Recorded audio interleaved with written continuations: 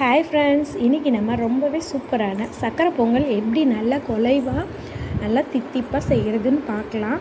இதுக்கு வாங்க நம்ம இன்றைக்கி குக்கர்லேயே செய்ய போகிறோம். இதுக்கு நான் 1 டம்ளர் அளவுக்கு பச்சரிசி எடுத்திருக்கேன். இது நான் மாவு பச்சரிசி எடுத்திருக்கேன். நீங்கள் நம்ம ரேஷன் அரிசிலையுமே செய்யலாம், ரொம்ப சூப்பராக இருக்கும் பொங்கல். இப்போ நான் அரிசியை நல்லா கழுவி எடுத்து வச்சுட்டேன். இப்போ நம்ம ஒரு குக்கர் வச்சுட்டு அதில் 1 டம்ளர் அளவுக்கு பால் ஊற்றலாம். எந்த டம்ளரால் அரிசி எடுத்தோமோ அதே டம்ளர்லையே 4.5 டம்ளர் அளவுக்கு தண்ணி கணக்கு.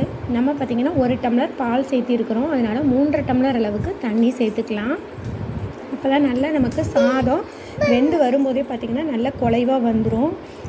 பொங்கல் பார்த்திங்கன்னா நமக்கு அரிசியாக இருந்தால் அது நல்லா இருக்காது, நல்லா குலைவாக இருந்தால் தான் நமக்கு சாப்பிட்றதுக்கு நல்லாயிருக்கும். இப்போ கொஞ்சமாக சால்ட்டு, ஒரு பிஞ்ச் சால்ட்டு சேர்த்துக்கலாம். அப்போ தான் நம்ம சேர்த்துற வெல்லம் நல்லா இனிப்பு நல்லா தூக்கி காட்டும். இப்போ நம்ம கழுவி எடுத்து வச்சுருக்க அரிசி அதோட சேர்த்துட்டு குக்கர் விசில் போட்டு ஒரு 4 விசில் வரட்டும். 4லேருந்து 5 விசில் வந்தாலே பார்த்திங்கன்னா நல்லா நமக்கு அரிசி குலைவாக வெந்திருக்கும். இப்போது நமக்கு 4-5 விசில் வர்ற வரைக்கும் நம்ம வெல்லம் இதெல்லாம் தட்டி எடுத்து வச்சுக்கலாம். இப்போது 4-5 விசில் வந்து நமக்கு ஸ்டீம் போயிடுச்சு. இப்போ நான் ஓப்பன் பண்ணி காட்டுறேன் பாருங்கள்.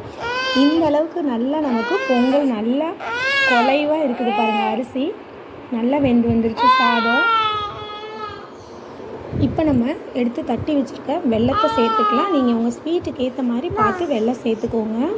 நான் இந்த அளவுக்கு வெல்லம் சேர்த்துட்டு இப்போ 1 ஸ்பூன் அளவுக்கு நெய் சேர்த்து நல்லா கலந்துக்கலாம். இந்த இடத்துல நீங்கள் சர்க்கரை, வெல்லம், அப்புறம் நெய் எல்லாமே உங்களோட தேவைக்கு ஏற்ற மாதிரி பார்த்து நீங்கள் அதிகமாகவும் சேர்த்துக்கோங்க, இல்லை குறைவாகவும் சேர்த்துக்கோங்க. இப்போ நம்ம நெய் ஒரு பேனில் சேர்த்துட்டு முந்திரி கிஸ்மிஸ் 2ஐயும் நல்லா வறுத்து எடுத்துக்கலாம். இப்போ நான் முந்திரி போட்டு நல்லா வறுத்துட்டேன். இப்போ நம்ம கிஸ்மிஸுமே போட்டுட்டு 2மே நல்லா வறுத்து எடுத்துக்கலாம். உங்களுக்கு பிடிச்ச நீங்கள் கிஸ்மிஸ் அதிகமாக பிடிக்கும்னா அதை சேர்த்துக்கோங்க, இல்லை முந்திரி அதிகமாக பிடிக்கும்னா இந்த மாதிரி சேர்த்துக்கோங்க. எந்த அளவுக்கு நம்ம இந்த மாதிரி கிஸ்மிஸ் முந்திரி போடுறோமோ நல்லாயிருக்கும். நம்ம சாப்பிடும் போது வாயில் கடிப்படுற மாதிரி இந்த மாதிரி ரொம்ப நம்ம இந்த கிஸ்மிஸை வந்து கருக விட்டுறாமல் இந்த மாதிரி லைட்டாக கோல்டன் ப்ரௌன் வரும்போதே பார்த்தோம் எடுத்துட்டோம் அப்படின்னா சூப்பராக இருக்கும். இந்த மாதிரி புஷ்ஷுன்னு வரப்போ எடுத்துகிட்டு நம்ம இதை நல்லா பொங்கலோடு சேர்த்துக்கலாம். பாருங்கள், பொங்கல் இப்போவே நமக்கு சூப்பராக இருக்குது. நீங்கள் வெல்லம் இன்னும் நல்லா டார்க் கலரில் சேர்த்திங்கன்னா பொங்கல் உங்களுக்கு நல்ல கலராக வரும். பட் ஆனால் மெத்தட் நம்ம இதே மாதிரி செஞ்சோம் அப்படின்னா எந்த மாதிரி வெல்லத்தில் செஞ்சாலுமே ரொம்ப சூப்பராக இருக்குங்க. நீங்கள் வச்சு மறுநாளே சாப்பிடும்போதும் கூட இதை அப்படி நல்லா அல்வா மாதிரி இருக்கும் பொங்கல். பாருங்கள், சூப்பராக நமக்கு ரெடி ஆயிடுச்சு. நான் எடுத்து காட்டுறேன் பாருங்கள், உங்களுக்கே தெரியும். அவ்வளோதாங்க, இவ்வளோ சீக்கிரமாக பொங்கல் செஞ்சிடலாம். கண்டிப்பாக நீங்களும் இந்த மாதிரி செஞ்சு பாருங்கள். செஞ்சு பார்த்துட்டு எப்படி இருக்குன்னு உங்களோட ஃபீட்பேக்கை எனக்கு கமெண்ட்டில் சொல்லுங்கள். ரொம்ப சிம்பிளாக குக்கரில் டக்குன்னு ஆசைப்பட்டோன்னா இந்த மாதிரி செஞ்சு சாப்பிட்டுக்கலாங்க.